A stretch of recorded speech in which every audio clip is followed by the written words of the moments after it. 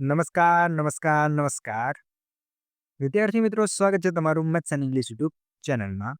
આજના વિડીયો લેક્ચરની અંદર આપણે ધોરણ 6 ના અસાઇનમેન્ટમાંથી વિષય વિજ્ઞાનનો અભ્યાસ કરીશું. જેમાં આજના વિડીયોની અંદર આપણે પ્રશ્ન નંબર 1 એટલે કે નીચેના દરેક પ્રશ્નના ઉત્તર માટે આપેલા વિકલ્પોમાંથી સાચો વિકલ્પ લખો તેનું સોલ્યુશન કરીશું. જેમાં સૌપ્રથમ આપણે પ્રકરણ નંબર 1ના તમામ વિકલ્પોનું સોલ્યુશન કરીએ. પ્રથમ વિકલ્પ આપેલો છે, ખાદ્ય પદાર્થમાં સ્ટાર્ચનું પરીક્ષણ કરવા શાનો ઉપયોગ થાય છે? ઓપ્શન નંબર એ કોપર સલ્ફેટનું દ્રાવણ, ઓપ્શન નંબર બી કોસ્ટિક સોડાનું દ્રાવણ, ઓપ્શન નંબર સી આયોડિનનું દ્રાવણ અને ઓપ્શન નંબર ડી સોડિયમ ક્લોરાઇડનું દ્રાવણ. જો વિદ્યાર્થી મિત્રો તમને આ પ્રશ્નોના જવાબ આવડતા હોય તો તમે કમેન્ટમાં લખી શકો છો. તો ચાલો જોઈએ પ્રથમ પ્રશ્નમાં શું જવાબ આવશે. તો આપણો સાચો જવાબ બનશે ઓપ્શન નંબર સી આયોડિનનું દ્રાવણ. ત્યારબાદ પ્રશ્ન નંબર 2 આપેલો છે, નીચેનામાંથી આહારના મુખ્ય પોષક દ્રવ્યોમાં કોનો સમાવેશ થતો નથી? ઓપ્શન નંબર એ કાર્બોદિત, ઓપ્શન નંબર બી ચરબી, ઓપ્શન નંબર સી પાચક રેસા, ઓપ્શન નંબર ડી પ્રોટીન. તો જવાબ આવશે ઓપ્શન નંબર સી પાચક રેસા. પ્રશ્ન 3, આપણા શરીરનો બંધારણીય ઘટક કયો છે? ઓપ્શન નંબર એ કાર્બોદિત, ઓપ્શન નંબર બી ચરબી, option number C protein, option number D વિટામિનો. જવાબ આવશે ઓપ્શન નંબર સી પ્રોટીન.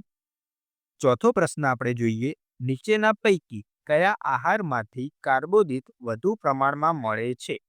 દાળ, ભાત, શાકભાજી કે ફળ?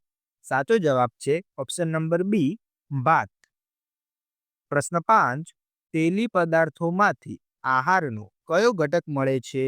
કાર્બોદિત, પ્રોટીન, ચરબી કે વિટામિન? જવાબ છે ઓપ્શન નંબર સી ચરબી. છઠ્ઠો પ્રશ્ન, કોને સંપૂર્ણ આહાર કહે છે? ધાન્ય, કઠોળ, ફળો કે દૂધ? તો સાચો જવાબ આવશે ઓપ્શન નંબર ડી દૂધને. પ્રશ્ન નંબર 7, વિટામિન બીની ઉણપથી કયો રોગ થાય છે? સ્કર્વી, સુક્તાન, બેરી-બેરી કે ગોઈટર? જવાબ આવશે ઓપ્શન નંબર સી બેરી-બેરી. આઠમો પ્રશ્ન, કયા વિટામિનની ઉણપથી દાંતના પેઢામાંથી રુધિર નીકળે છે? Vitamin A, vitamin B, vitamin C કે વિટામિન ડી? જવાબ બનશે ઓપ્શન નંબર સી એટલે કે વિટામિન સી. નવમો પ્રશ્ન, એનિમિયા શાની ઉણપથી થતો રોગ છે? આયર્ન, કેલ્શિયમ, આયોડિન કે ફોસ્ફરસ? જવાબ આવશે ઓપ્શન નંબર એ આયર્ન. 10મો પ્રશ્ન, સુક્તાન શાને લગતો રોગ છે? આંખ, દાંત, સ્નાયુ કે હાડકા? જવાબ બનશે ઓપ્શન નંબર ડી હાડકા. ત્યારબાદ હવે વિદ્યાર્થી મિત્રો આપણે પ્રકરણ નંબર 2ના તમામ એમસીક્યુનું સોલ્યુશન જોઈએ. જેમાં પ્રથમ પ્રશ્ન છે, નીચેના પૈકી કઈ વસ્તુ ગોળાકાર છે? પેન્સિલ, કંપાસ બોક્સ, તપેલી કે સફરજન? ઓપ્શન નંબર ડી એટલે કે સફરજન. જો કે સફરજન સંપૂર્ણપણે ગોળાકાર હોતો નથી. બીજો પ્રશ્ન, નીચેના પૈકી કોને વસ્તુ ન કહેવાય પરંતુ પદાર્થ કહેવાય? ખુરશી, ટાંકણી, લોહચુંબક કે સ્ટીલ? તો આપણે સૌ જાણીએ છીએ કે ઓપ્શન નંબર ડી એટલે કે જે સ્ટીલ છે તેને વસ્તુ ન કહેવાય પરંતુ તે પદાર્થ છે. જો વિદ્યાર્થી મિત્રો તમે હજુ સુધી આપણા વિડીયોને લાઈક ન કરી હોય તો લાઈક કરી દેજો. આ વિડીયોમાં જવાબ કમેન્ટ કરજો.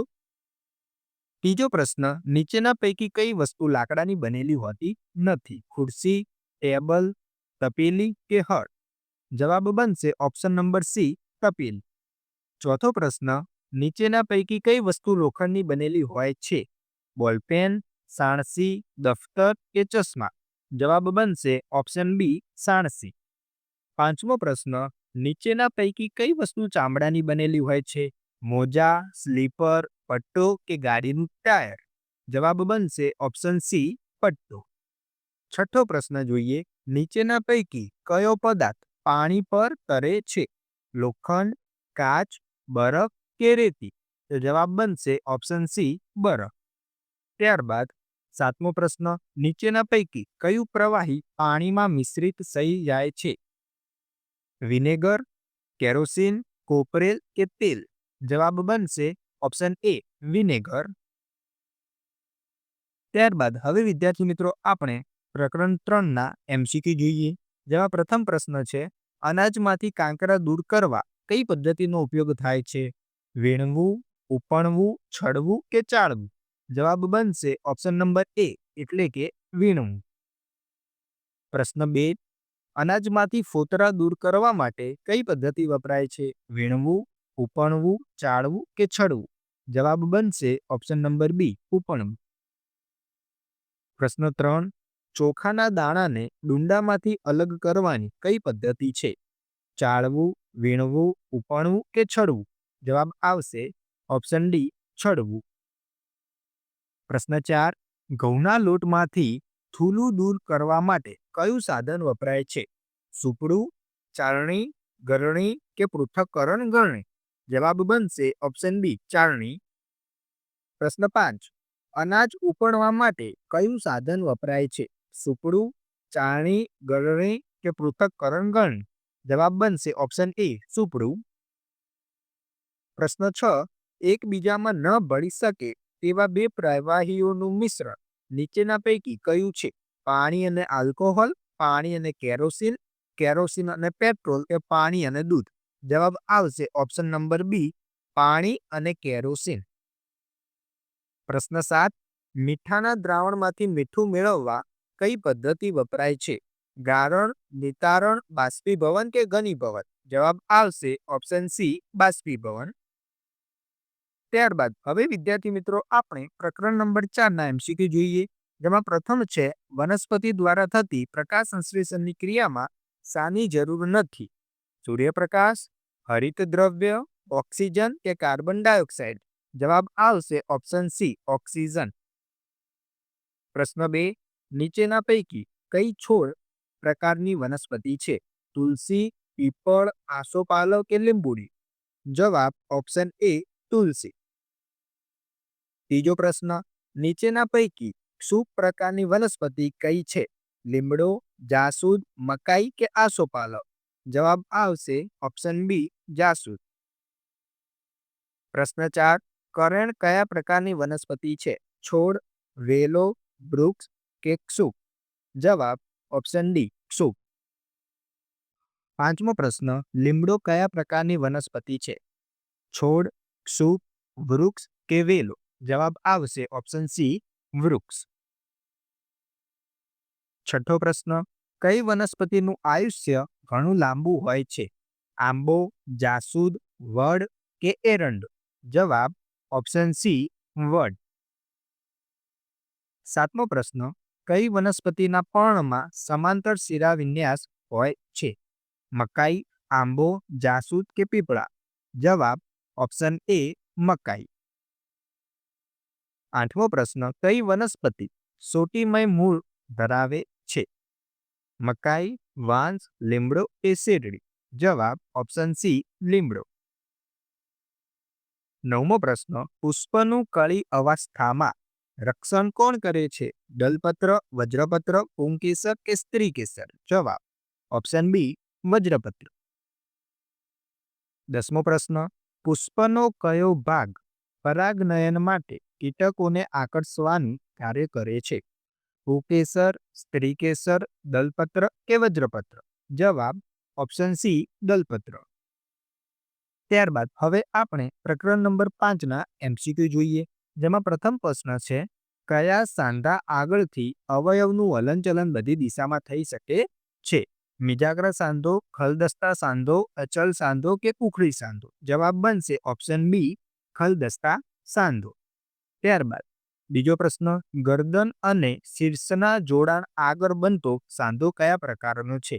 મિજાગ્રા સાંધો, ખલદસ્તા સાંધો, ઉખડી સાંધો કે સરકતો સાંધો? જવાબ સી ઉખડી સાંધો. પ્રશ્ન નંબર 3, નીચેના પૈકી કયા ભાગ આગળ મિજાગ્રા સાંધો છે? કભો, કોણી, ડોક કે કાંડું? જવાબ ઓપ્શન નંબર બી કોણી. ચોથો પ્રશ્ન, પાંસળી પિંજર કુલ કેટલા હાડકાનું બનેલું છે? 12, 24, 25 કે 33? જવાબ ઓપ્શન સી 25. પ્રશ્ન નંબર 5. નીચેનામાંથી કયા અંગમાં માત્ર કાસ્થિ છે? નાક, માથું, હૃદય કે પાંસરી પિંજર? જવાબ ઓપ્શન એ નાક. પ્રશ્ન 6 જોઈએ. અળસિયાનું શરીર શાનું બનેલું છે? બાહ્ય કંકાલનું, કાસ્તીનું, વલયોનું કે કવચનું? જવાબ બનશે ઓપ્શન સી વલયોનું. 7મો પ્રશ્ન. વંદાને પગની કેટલી જોડ હોય છે? 1 જ, 2, 3 કે 4? જવાબ ઓપ્શન સી 3. તો વિદ્યાર્થી મિત્રો, અહીં આપણે અસાઇનમેન્ટમાં આપેલ તમામ એમસીક્યુનું સુંદર મજાનું સોલ્યુશન પૂર્ણ કરીએ છીએ. જોડાયેલા રહેજો મેથ્સ એન્ડ ઇંગ્લિશ યુટ્યુબ ચેનલમાં. Thank you.